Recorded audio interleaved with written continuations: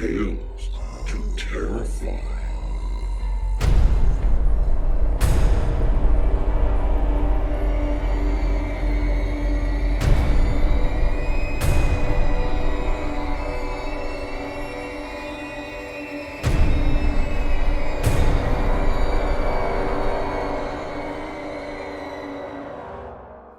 Good evening, children of the night. Thank you for joining us again for another episode of Tales to Terrify. I am Stephen Kilpatrick, and we have another stop on our road trip for the summer south in the mountains of West Virginia. You will remember during our move from our old home in Chicago to the Shenandoah that we made a pit stop in Athens, Ohio, to pay a visit to the Ridges, a former mental institution. I'm a fan of the building, in part being one of the large institutions constructed using the Kirkbride plan. These enormous buildings, built with expansive wings to warehouse whoever the generations before ours thought needed to be put out of sight. Today, we'll visit the Trans-Allegheny Lunatic Asylum. The Virginia General Assembly authorized the construction of the facility in 1850. Construction began, but found itself interrupted by the Civil War. This notable building became one of the structures that began construction on Virginia soil and completed on West Virginia soil, due to the cessation of those Virginian counties to form West Virginia, of course. 250 patients housed in solitude served as the initial plan when it had opened in 1864. By 1880, the hospital held just shy of triple that. The number would continue to swell as Americans sent her drug-addicted alcoholics, epileptics, mentally challenged, hysterical, and criminal. 70 years later, at its peak, what had now been named Weston State Hospital held a staggering 2,600 people. Due to public pressure of the conditions of the hospital and changing treatment for mental health, the population of the facility dwindled, then permanently closed in 1994. During its time operating, the patients lived in overcrowded conditions, enduring the primitive methods of treating mental health, including caging, lobotomies, and electroshock therapy. And people did meet their end inside of these walls. The building that served as the hospital sold at auction on August 29, 2007, to a contractor for $1.5 million. The hospital now serves tours, events, and overnight ghost hunts. Link will be in the show notes for booking your visit. Also, according to its Wikipedia page, the hospital grounds have hosted no less than 4 ghosts and haunting-related television crews over the last 7 years, so you might have already had a peek inside the walls. But let's move on to our fiction for the night. First up will be a story from Patrick O'Neill. Patrick O'Neill is a rising new talent in the world of horror fiction. He resides in Dorset, UK, with his wife Nikki and son Benedict. His dark and unsettling tales have been published in Alderway and Chiral Mad by Written Backwards, winner of the Compilations Anthology category at the London Book Festival in 2012, Church Farmhouse and Fear, a modern anthology of horror and terror by Crooked Cat, The Box and Dorset Voices by Roving Press, The Collection in the Darkness Within by Indigo Mosaic. Patrick is currently working on his single-author collection, Dark Hearts, and on his debut novel, No Contrition. The story, Until the Darkness Comes, was published in Tales of Mystery, Suspense, and Terror from Chuffed Buff Books. And now, Patrick O'Neill's Until the Darkness Comes. It was in the house again last night. I woke in the early hours to the weighty, monotonous ticking of the grandfather clock in the hallway, and knew that I was no longer alone. It is difficult to explain, but I have come to recognize the stillness that it brings, the loaded silence that accompanies its arrival, laced with malice. I was rendered motionless, as though drugged into a paralysis where all but my lungs had been spared, shakily sucking in air before wheezing it back out again. After a time, even the grandfather clock seemed intimidated, and was audibly quietened by its presence. As the hour chimed, a faint rustling sounded in the hallway as it momentarily altered its position before becoming still once again. Some minutes later, a creaking broke the quietness, the clear, unmistakable sound of floorboards straining under weight. Abbott's Rest is an old house, full of unusual noises and shadowy recesses, but I have lived here in solitude long enough to discern that which is typical and that which is not. How different it is now. In the beginning it did not enter the house, but instead crept around the perimeter of the lawn, its willowy, agile shadow stooped but nimble, dipping in and out of darkness. At first I thought I had been mistaken, that a simple trick of light had misguided my senses, but as the sightings became more frequent, and the silences increasingly laden with intent as it drew nearer to the house each night, I came to understand that my worst imaginings had materialized into reality. At first it was cautious, but now, armed with menacing assurance, it simply bides its time, knowing intimately the dread that it conjures. I understand well enough. The more I have learned of its intent, the more fearful it knows I have become, and so it draws nearer with each passing night, bringing with it my unalterable fate. And so I will document all this, whilst I still have the function, in order that someone may know.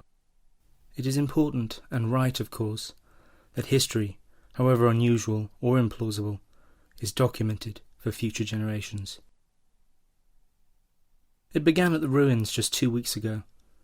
It was peculiar to me, even then, that having lived in this rural acreage of Berkshire for more than 20 years, and being a retired history lecturer, I had never known of its existence.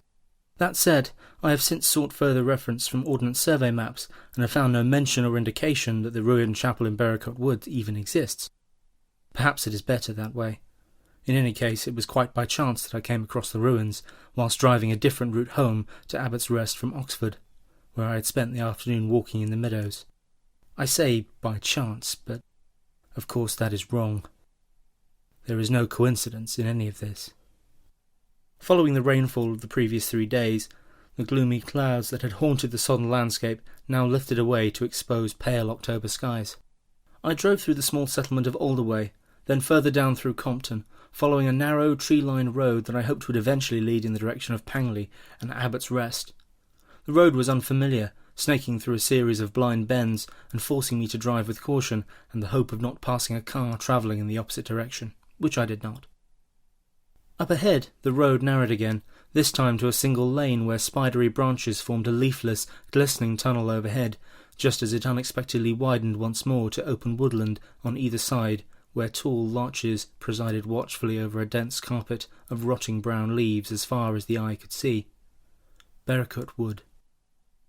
As the spindly trees flickered past my window, I caught no more than a fleeting glimpse of crumbling pale stonework in amongst the trees, but it was enough to ignite my interest.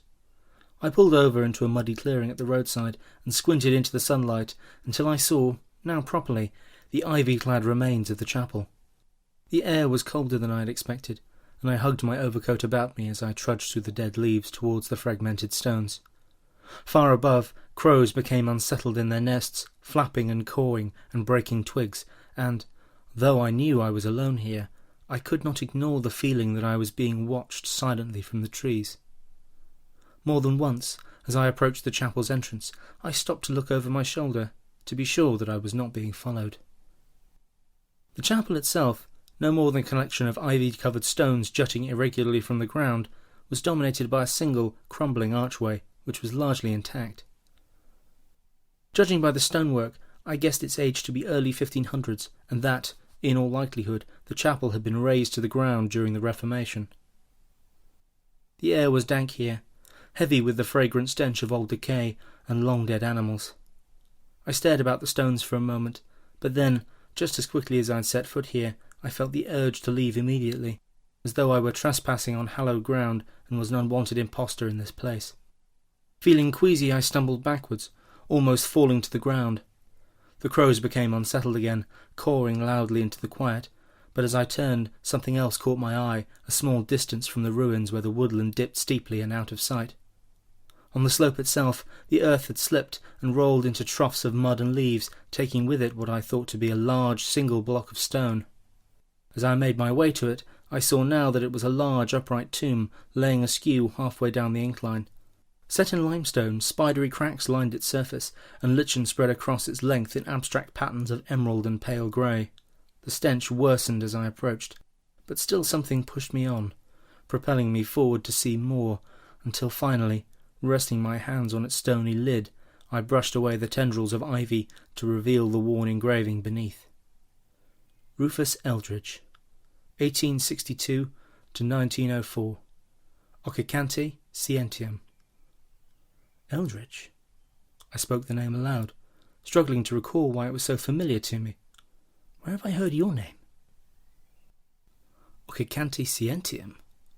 Again I spoke the words into the silence without understanding their meaning. In that moment, a crow cawed into the woodland like a wounded infant, making me flinch and lose my footing. As I stumbled, my knee pressed against the side of the tomb, and stone collapsed beneath the weight, sending a large segment of the structure slipping, as I did in turn, to rest on the ground facing the darkness of Eldridge's resting place. I scrambled to my knees, but not before a foul breath of stagnant air, rushing from the gaping hole, stole across my face. The skinless yellowed bones of Eldridge were now visible, his discoloured skull leering at me in a twisted, unmoving grimace. I called out as something black and nameless shifted and rustled from the depths of the tomb, and then I ran for the safety of the car. It was in the house again last night. Closer this time. Beneath the ticking of the clock, faint whispery breaths sounded on the very edge of hearing as it stood, hunched and motionless, in the moonlit darkness of my room. Frozen with dread, I clenched my eyes shut for fear of what I might see.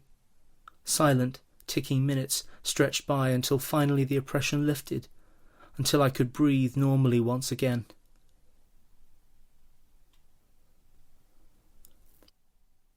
I drove back to Oxford after leaving the ruins, not to walk in the meadows this time, but to visit St Aldame's library, obscured behind the cloisters of Christchurch College, a place I knew well from my time as a history lecturer, but that I had not visited for many years. I had been foolish, I told myself, to be alarmed by the movement I'd witnessed in Eldridge's tomb. Clearly an animal, a badger or a fox, had burrowed through the ground and found a home there. But the question of Eldridge, and why I had so readily recognised his name, goaded me, and I knew I would not rest until I knew more. Besides, time was in my hands, or so I thought. Yeats greeted me with a small bow as I entered the wood-panelled entrance hall. He was a stout man in his early 70s, with a ruddy, thread-veined complexion and a head of bushy grey hair. As always, he was immaculately presented in a pressed blazer and gleaming brogues. He had been the head librarian at St Aldame's for all of the 22 years that I had known him. "Professor Jefferson, it's been a long time, sir." "Indeed it has," I said, "but history is in the blood, Yeats. We always come home in the end." We considered each other for a moment, as old colleagues do, understanding each other implicitly, and both falling seamlessly into our well-ingrained roles once again. "Is there anything in particular today, Professor, or are you just browsing?" But before I could answer, Yeats craned his neck to peer over my shoulder, and said, "Oh, now that is odd. Odd indeed. I thought for a moment someone was standing behind you, Professor, but there is no one, of course. Apologies. My age, you see. The eyes aren't what they used to be. Now I am sorry. How can I help?" "Eldridge," I said. "Rufus Eldridge." Yeats fell silent for a moment, and I detected a slight unease in his voice as he finally spoke again. "The Victorian explorer?" Victorian would be correct. He died in 1904, age 42, but that's all I know of him, except perhaps one other thing. "Occicanti scientia?" "Blinded by knowledge," Yeats translated into the quietness. "It is the same man. Follow me." Yeats led me through the main library, where the fading October sunlight slanted over the criss-cross wooden flooring and empty reading cubicles. 2 or 3 gowned students sat hunched over literature at intermittent spaces along the central reading table that stretched the length of the library. The scent of old books and furniture wax lingered in the air as Yeats ushered me to the staircase at the western corner. "Interesting character, our Eldridge," he said as we ascended to the upper gallery. "Like many of his fellow Oxfordians, he graduated with a first, philosophy in his case, and then took off to explore overseas cultures and make a name for himself as a discoverer. Artefacts from his Norwegian and Spanish travels are still kept here in Oxford, the Pitt Rivers Museum." The upper gallery, illuminated by buzzing strip lights, overlooked the main library, and I gripped the railing beside me as the familiar spell of dizziness washed through me at the sight of the scene far below, but soon we moved away from the balcony to a narrow, dimly lit corridor where aged leather-bound volumes filled the shelves to either side. No more than a minute later, Yeats stopped and squinted through the half-light across the shelves in search of the book that he sought.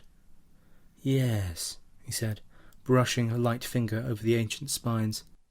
"Eldridge had a bent for religion, or more specifically, a fascination for proving the existence of the afterlife. His work was cut short at the turn of the century, when he returned from Morocco and became suddenly blind." "How did he die?" "Here we are," said Yeats, slipping a small black hardback from the shelf above him. "The Quest for Knowledge, by Montague Pitson. It's really an overview of explorers in the Victorian era. Chapter 6 is dedicated to Eldridge. Interesting reading, too, gives a real insight into the superstitions of the time. Here in England, I mean." I thanked him and took the little book, leafing through its thin pages. "Now, if you'll excuse me, Professor, I must get back downstairs. There's a reading cubicle free just to the left, in the northern corner. We do close in half an hour, but if you need more—" "That's all I'll need," I said. "Thanks again, Yeats. As always, you're my first point of reference." "Go carefully, Professor Jeffreys," he said, and there was such sincerity in his voice at that moment that, for some reason, a cold shiver crept down my spine. He made a small bow, and a moment later was gone. After making myself as comfortable as possible in the cramped wooden confines of the reading cubicle, I switched on the desk lamp and opened the book. Beyond the leaded window beside me, the sun had fallen to the horizon, the jagged spires of Oxford now darkening silhouettes against apocalyptic skies. Far below, shadows were gathering steadily in the recesses of the university cloisters, and, as I read of Eldridge's schooling years in the remote Benedictine monastery of Crowcastle, and then of his further education here in Oxford, I became aware, for the first time, of the thickening silence that had found its way to this secluded part of the library.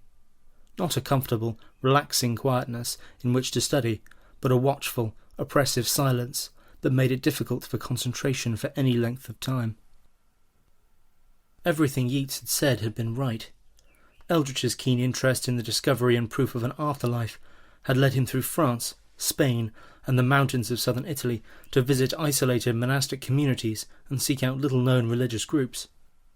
Montague described Eldridge's travels in fine detail, and referred extensively to Eldridge's unpublished journals, now stored at Oxford's Pitt Rivers Museum.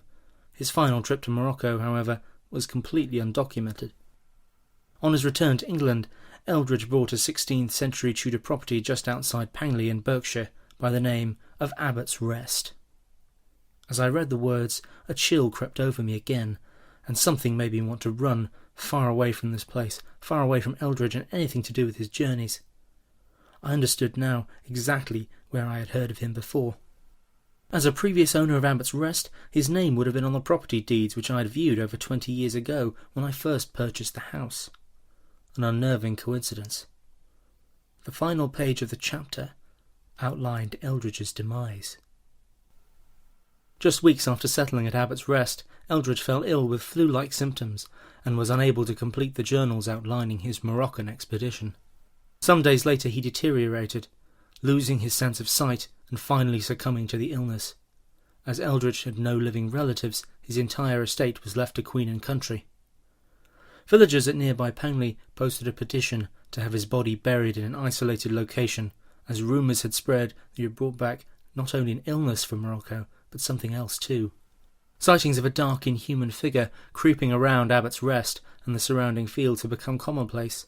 Many believed that Eldridge's quest to prove the existence of an afterlife had drawn him into darkness, and that in Morocco he had finally discovered the evidence that he sought, but at the expense of his soul. In October of 1904, the petition was granted, and Eldridge was laid to rest in a remote area of woodland at Berricot. At the foot of the final paragraph, an etching of Eldridge's drawn face and lean shoulders had been imprinted on the page. His thin moustache was well trimmed, but his pale face looked ragged and gaunt against the backdrop of the rolling landscape.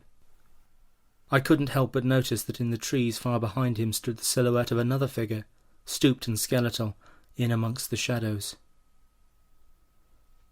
Last night I dreamed of the place again. Not England, but a dusty, sweltering place, where empty, sand-filled streets were lined with ramshackle dwellings to either side. The light was fading quickly, but I caught sight of a tall, white-robed figure ahead of me just before he dipped into an adjacent alleyway. I followed, as I knew I must. I turned into the alleyway. The path was darker still, lined with dilapidated facades that were dotted with fastened shutters and firmly battened wooden doors. A series of crumbling archways adorned the path from above, and, just ahead of me, motionless beneath the final archway, stood the figure. I wiped the sweat from my face with an open palm, and in doing so, felt the thinly trimmed moustache resting on my upper lip. Just ahead of me, the figure stole into an open doorway. I followed inside. Here there was only impenetrable darkness, thick and absolute. The stench of old death hung heavily in the air. Something rustled nearby, then brushed past my shoulder. As I reached out, my fingers felt across dry, leathery skin like that of an ape. A match was struck in the darkness, casting an orangey glow, and, in a second, everything was horribly clear. I woke to the sound of my own screaming, and then, of course, to the silence and the terrible knowledge that it was here again, in my room as before, but closer still, leaning over my bed and rasping breaths over my face, towards my eyes. It will come again, perhaps tonight, to finish what it has started. But until then, I will enjoy the sight I still have. After all, partial vision is more preferable than total blindness, and I will take pleasure in the colours and the light until the darkness comes. That was Patrick O'Neill's Until the Darkness Comes, as read by Colin Clews. Colin Clews is a musician and writer living in UK. He loves music, reading, and movies. Although he's British, he grew up in Africa and still hasn't managed to do anything cooler than that, despite studying philosophy and learning to play electric guitar. Thank you, Colin. Our second story for the night will be from our dear old friend, Harry Shannon. Harry Shannon has been a singer, an actor, an Emmy-nominated songwriter, a recording artist in Europe, a music publisher, a VP of Carol Co. Pictures, notice Terminator 2, Total Recall, and Rambo being in the credits, and worked as a freelance music supervisor on films such as Basic Instinct and Universal Soldier. He has an M.A. in psychology and has been a paraprofessional counselor since 1988. Many of his clients work in the entertainment industry. Although primarily a novelist, Harry has contributed short stories and novellas to a number of genre magazines and anthologies, including the highly praised Dark Delicacies 2, Limbus 2, Brimstone Turnpike, Tales from the Gore Zone, Small Bites, the Journal Stone Double Down series, A Dark and Deadly Valley, and On Deadly Ground, a collection of Western noir co-edited by veteran authors Ed Gorman and Dave Zeltzerman. His definitive collection, A Host of Shadows, is now available on Kindle. Mr. Shannon's novels include the Mick Callahan suspense series as well as Clan, Demon, Dead and Gone, The Hungry Zombie books, and All the Devils, co-written with Stephen W. Booth, and the well-reviewed thriller The Pressure of Darkness. He won the Tombstone Award for Best Novel with Clan and a Dark Scribble from Dark Scribe magazine. His story Night Nurse and fiction collection A Host of Shadows were each nominated for a Stoker Award by the Horror Writers Association. Otto Penzler selected 50 Minutes, co-written with Joe Donnelly of Slate magazine, for inclusion in the Best American Mystery Stories of 2011. Harry also scripted the film version of the camp horror novel Dead and Gone, produced and directed by Yossi Sasson, and played a bit as the sheriff. The film was released on DVD via Lionsgate in 2008. Harry Shannon continues to write fiction and music. He sees clients by appointment only at a discreet office located in Studio City, California. He is married and has one child. And now, Harry Shannon's The Easy Way. A black and white slowly turned the corner up ahead, oversized tires hissing in the rain.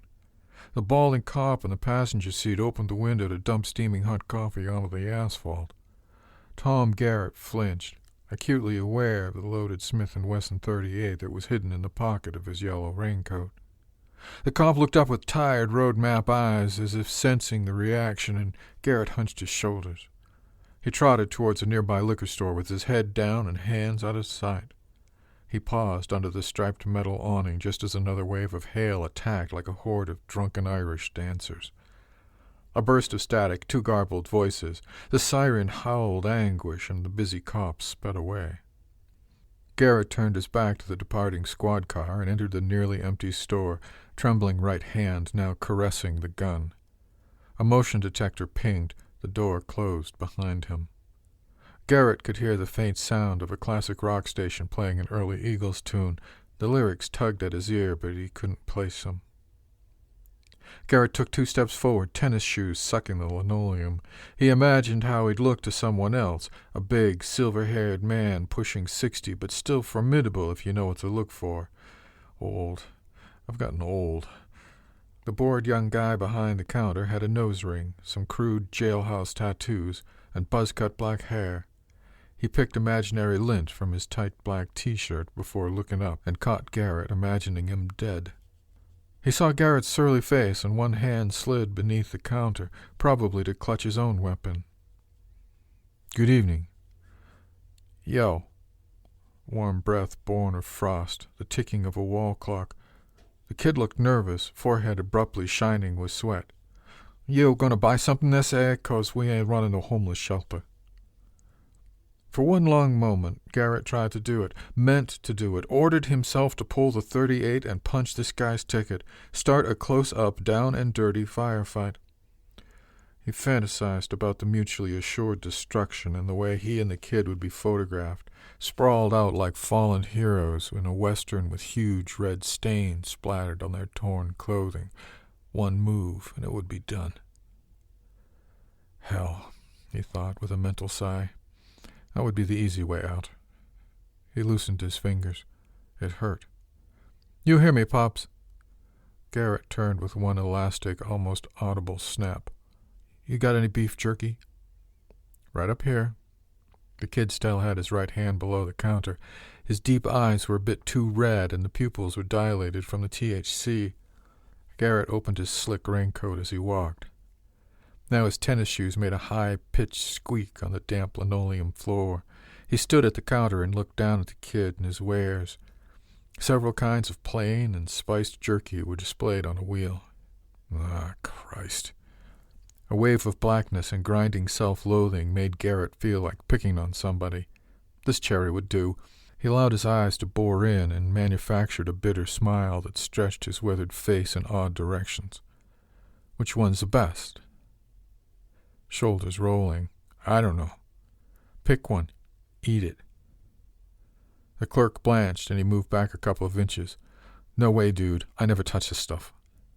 "Relax," Garrett offered. That cadaverous grin was still in place. "Anyone ever tell you need to work on your manners?" Darting eyes. "Say what?" "You heard me. You're being rude to a paying customer." Sorry. So, you want jerky or not?" "Not." "What's up, then?" "I haven't decided yet." Garrett kept up the 1,000-yard stare until the spooked kid made a small whining sound in the back of his throat, said, "You know something? Forget the food." "What do you want, then?" "Time." "Say what?" "Never mind. Give me a pack of unfiltered smokes, whatever's cheapest." The clerk found some generic cigarettes, slid them over, and rang up the sale. The weird plastic grin never left Garrett's face. Money changed hands, and so did a cheap pack of matches from a local strip bar. Hot girls live on stage. Silence fell hard, except for the distant, rattling gunfire, the rainstorm, and the low moan of a grief-stricken wind. "Is that it?" Garrett blinked. "Yeah, I guess so." "Okay, then."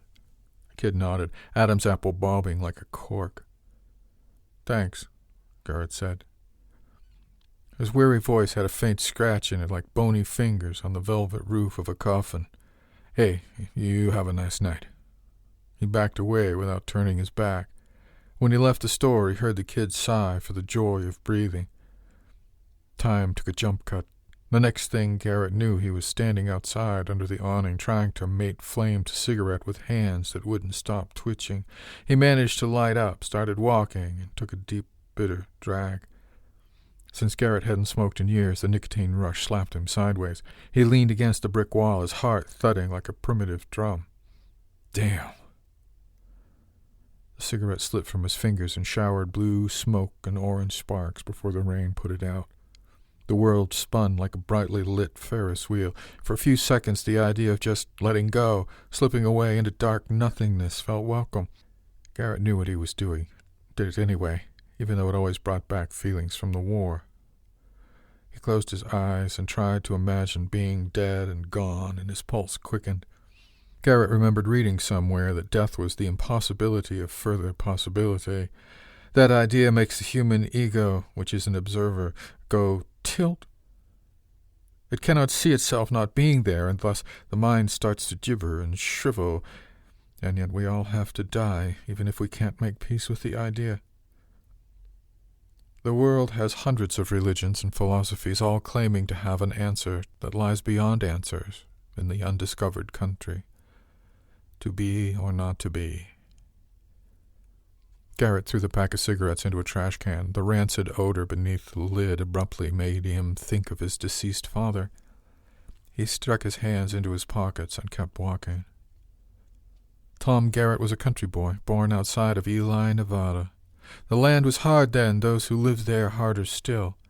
His mother died young, and the old man, Ace to his pals, found occasional work as a hired hand on different spreads, baling hay and branding cattle. World War II and the Pacific had gouged the warmth from his soul and left his dark eyes wary and haunted. He'd drink bathtub gin and mumble stories about humans flattened by tanks, or fried crispy by flamethrowers, and endless rivers of dark, dried blood. Garrett and his brother rapidly learned not to hang around when the fists started flying, which was damn near every weekend. Old Ace would sober up from time to time, drag the boys to the white clapboard church come Sunday morning. Kneeling beside him, they'd see swarthy, sweaty skin that stank of smoke and alcohol, powerful forearms and trembling hands that clutched a frayed black family Bible. Ace would close his eyes, struggling to believe, his quavering baritone tentatively joining in on the hymns he knew. Old Ace died of liver disease the summer Garrett was drafted and left for Nam. A car honked, and Tom Garrett jumped sideways and back into a puddle. Taxi almost clipped him, and the driver gave him the finger. "Watch out, moron!" Garrett shook his head and grunted. He felt grateful for the interruption because he didn't want to think about Nam. His time there had been violent and chaotic, though blessedly brief. He'd been shot twice in the first 4 months, and halfway through his tour a mortar barrage had wiped out most of his platoon and given him his third wound and a ticket home. He'd arrived in country as an invulnerable, immortal young soldier, but arrived back in the world a bitter drug addict who was preoccupied with death and dying.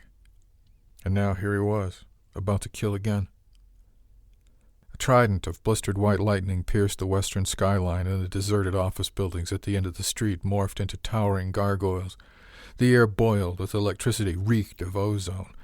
Garrett leaned his shoulders against the downpour and turned his collar up.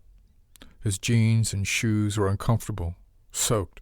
His clothes made odd whooshing sounds as he picked up the pace. Low thunder rumbled hungrily in the mountains, rolled forward and prowled through the concrete canyons. I could shoot myself, too. Garrett's fingers clutched the cold metal of the weapon and immediately recoiled again. Maybe like the cops do it, he thought, grimly. Just eat the gun. "Want a party?" The voice startled Garrett, and he stepped back. His left shoe landed in a puddle of rainwater where the gutter was clogged with autumn leaves. He lost his balance and moved away, left hand tunneling back into the pocket of his raincoat. Above him, some gang kid had shot out the streetlight, and the corner was a smear of shadow except for the pale rainbows of neon reflected from the slick city streets. "I didn't mean to scare you, Pops." The voice was female. Garrett squinted. The skinny girl was maybe a yard deep into the alley. She took his silence for interest and glided forward through the mist like some eerie creature born without feet. "My name is Willow, and I can make you happy for $50. That true? For sure?" "No, I don't think so." The scantily clad goth girl was clearly a junkie, anorexic thin with small circular bruises on her pale arms. She took in his size and the black tension in his face and hesitated. Wary eyes darted up and down the residential street. Her exposed body was alive with crawling gooseflesh, trembling from the cold. Garrett could tell her nerves were shot. "Okay, 40?" Willow stayed put. Her harsh voice went up a notch on the second word and made it a pithy, desperate question. "You'd sell yourself that cheap?" "Huh?" Garrett opened the raincoat and took out his wallet. Myriad expressions running from agony to relief to mistrust flowed over the girl's face like melting wax. He counted out a 20 and 2 10s, then took out a worn business card. Willow shook feverishly. She licked her lips and edged further into the light, but her eyes kept flicking back and forth between Garrett and her hiding place. "I got a pimp," she lied. "He's right behind me." "Sure you do." Garrett didn't budge as the girl called Willow forced her painted mouth into a reasonable imitation of a leer. "How do you want me to do you?" "I don't." Garrett held out the cash. "Just take this." "Huh?" "It's on one condition, though. You've got to promise me something." Those skittish eyes widened. "What?" "This business card is for a referral agency, Willow. Call that number. Get in a program. Get clean. Do it now while you're young." She tried to sneer. "You some kind of Captain Save-A-Whore?" "Nothing like that." "Forget it." Her eyes moistened. "Just too late for me." "No," Garrett said wearily. "I promise you it's not. Just call that number." She was openly crying now. Her nose was running, and she wiped it on her arm. "Maybe I'll do that, okay? Maybe. I'll think about it." He stepped closer, and this time she didn't flinch. Garrett pressed the bills and the card into her hand. "Do more than think about it. Think of me as your last chance. Life's a bitch sometimes, but don't take the easy way out." "Easy." She repeated the word, dully, without emphasis. "Oh, and there's one more thing." The girl cocked her head like a parrot and looked up expectantly, but Garrett wasn't there. He was already moving away towards the main drag. His deep voice echoed a bit. "Tell them Hack sent you." More rain, less time. Tom Garrett hurried his pace. Sepulveda Boulevard had decayed more rapidly than most other areas of the San Fernando Valley. Anywhere much above Victory, it was like a giant monopoly board, packed with sleazy liquor stores, vacant lots, crack houses, and motels that promised 24-hour cable porn and mirrored ceilings. Garrett still felt at home on these blighted streets, still had some larceny in his soul. In fact, that's why he'd chosen to leave his car several blocks away with mud smeared over the license plate. Garrett looked up and down the street for cops. Finding it clear, he walked briskly through the rainy night. The gun still seemed heavy and awkward, like a tiny brick of well-oiled metal. He wondered again if he'd be able to go through with it. He had less than 10 long blocks to decide. "I can do this." Garrett stopped walking and stepped into an alley out of the rain. Some overflowing boxes of trash were stacked haphazardly on a raised, slatted platform. Garrett stepped up onto the dry wood and leaned against the brick wall. He slid down into a sitting position, a yellow raincoat squealing in protest, wrapped his arms around his knees and closed his eyes again. The thoughts wouldn't slow down or rearrange themselves to be any less disturbing, no matter how hard he tried to control them. They just played out like some movie in his woozy head. Garrett had been in Tarzana for a second rehab, still just a tall bully who thought post-traumatic stress disorder was a blank check to use drugs. The meetings were mandatory, but he'd attended them sullenly, legs sprawled out to lay claim to alpha space, muscular arms crossed over his chest to keep arrogance intact. He'd already got in trouble for fighting and putting the moves on an actress who was in for her 3rd DUI. He imagined himself there, and a smile curled his lips. What a damned fool. A new guy led the meeting that night, a man nearly Garrett's size with a shaved head and laser-blue eyes. Hack looked maybe 50, but nobody smart would have screwed with him anyway. He wore a blue work shirt with a cowboy string tie, a belt with a gold horse buckle, and a pair of snakeskin boots. He talked about his time as a biker and said he'd done 7 to 10 upstate, but didn't say why. He'd gone around the circle, made everyone speak up. When those eyes fixed on him, Garrett felt his guts dive into the parking garage in a fast elevator. After the meeting, Hack had cornered him by the ashtray outside on the patio. "You got a sponsor?" "No," Garrett mumbled. "I don't." "That wasn't a question," Hack said. "I said you got a sponsor, me, and I have a news flash. Your sponsor tells you what to do." "Okay. Now the first thing you're going to do is take that chip off your shoulder before I knock the taste right out of your mouth." Garrett, sitting in the cold alley, felt his lips twitch into a smile. The memory of that moment still gave him the oddest mixture of amusement, respect, and fear he'd ever experienced. He'd been sober ever since, and that was a lot of years. Most of that time had been at Hack's side, first as a student, then as a good friend. A passing car sent a tidal wave of filthy water into the alley. It rose up and over the wooden platform and splashed against his legs. Garrett swore under his breath and struggled back to his feet. He raised his illuminated watch. No more time. Garrett shook himself like a wet hound, stepped down, and stumbled back out onto the empty sidewalk. A break in the rain let him complete the last long block in relative comfort. He'd rehearsed this part several times, so his heart settled down and routine took over. He turned right and came to a muddy stretch of grass adjoining the nearly empty parking lot. Garrett stayed in the darkness, away from the lights. His eyes roamed the vehicles in the brightly lit lobby, searching for witnesses. Satisfied, he jogged across the grass, slid down the last row of cars, and found the fire door. The pack of matches he'd left the night before was still there, propping the emergency exit open. Garrett slipped inside. He stood in the stairwell, took several deep breaths, and then started up the metal stairs as silently as possible. His footfalls echoed in the gloom. An eerie calm overtook him, now that the moment was at hand. 3 floors and time would run out. No more indecision. Death was coming. 2 floors, then 1. Garrett paused on the 3rd floor to gather his thoughts and took another quick look at his glowing wristwatch. He was right on schedule. The overworked nurses would be completing their final rounds, now that visiting hours were officially over. The VA hospital was badly understaffed, and many of the patients went unattended for long stretches, even after repeated attempts to summon help. Garrett edged the door open and peered out into the dimly lit hallway. The green walls were spiderwebbed with cracks, the paint faded and stained from cigarette smoke, and the yellow linoleum was peeling at the edges. Garrett stepped out into the hall and gently closed the door. He licked his lips and looked both ways before striding forward. Soon he was proceeding briskly toward the next ward. The elevator pinged, and Garrett slid into the shadows. The doors opened, and an octogenarian strapped to 2 different IV rigs came shuffling out into the hall, looking down at his paper shoes. His scalp was peeling and covered with sores. A chubby Hispanic orderly waited impatiently until certain the old man was headed in the right direction, then punched another floor and left. Garrett let the patient pass before continuing on to room 407. Garrett paused outside the door, his mind racing, and nervously fondled a .38 in his pocket. I can do this. The room stank of antiseptic and decay. Old Hack was sitting up in bed with his eyes shut.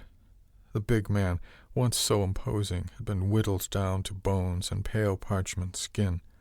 His jaws were clenched, grinding, knuckles white from enduring another bout of intense pain. Tom Garrett watched him drink some water and relax into the stained pillows. He fought off a sudden, almost overwhelming urge to turn his back, just run away. Then it was too late because Hack saw him and grinned toothlessly. "Hi, kid." Despite the agony, Hack's eyes still burned brightly with the spirit of the vital man he'd been. His voice was brittle, frail, but suffused with affection. "Damn good of you to come." "You know I had to." "Did anyone see you?" Garrett shook his head. "No, I don't think so." "Did you bring it?" Lie to him, just say no. But Garrett couldn't do that, take the easy way out, so he walked closer in his wet shoes and reached into the pocket of his raincoat with his gloved left hand. "No fingerprints, no serial number," Garrett said. Tom Garrett surprised himself by offering up the gun without hesitation, and in one smooth motion it was done. Hack took it without comment, wiped it in the bedsheet. He reached into a stack of thick books by his bedside and extracted one that was hollowed out and filled with some bills and a little spare change. He set the weapon inside and replaced the book. "I'm obliged." The two men stared awkwardly at one another, their tired eyes reddening. Garrett broke contact to pick at his fingernails. "Hell, I ain't decided yet," Hack said. "I know. I won't do it unless it gets so bad I got nothing else left but the choice itself. You know?" "I understand. I appreciate you keeping your promise." "Sure." Hank contorted, moaned, and a dark pink froth appeared on his lower lip. Clearly embarrassed, he wiped it away with a tissue. "Guess you got places to go, people to see." "Yeah, maybe I'll call you tomorrow." "You do that." The younger man backed away. He turned and looked down and to his left, both to find the doorknob and to hide his tears. "I'll see you." "Not if I see you first." Garrett smiled in a minor key and went out into the hallway. The floor was as still and shadowed as before. He walked to the emergency exit, checked again, and went into the stairwell. As he trotted down the steps, he surprised himself by emitting a barking sob. He gripped the railing and moved faster, though he could barely see. He paused at the foot of the steps to compose himself. Outside, time expanded and briefly froze and cubed. The rain had stopped, and the air was perfumed by renewal, the scent of things fresh and clean. The cosmogonic cycle was at work, and he was still alive. At once guilty and grateful, Garrett pictured the arriving multitude of brand-new children, tender plants, and animals, all destined to come apart again in the harsh way of things. It seemed a miracle and a tragic paradox, both bitter and sweet, to be a human and alive. When the metal door slammed behind him with a bang, he began to run. That was Harry Shannon's The Easy Way, as read by Nathan Lowell. Nathan Lowell has been reading for over 50 years and writing almost as long. His first successes came in 2007 with the rise of podcast fiction.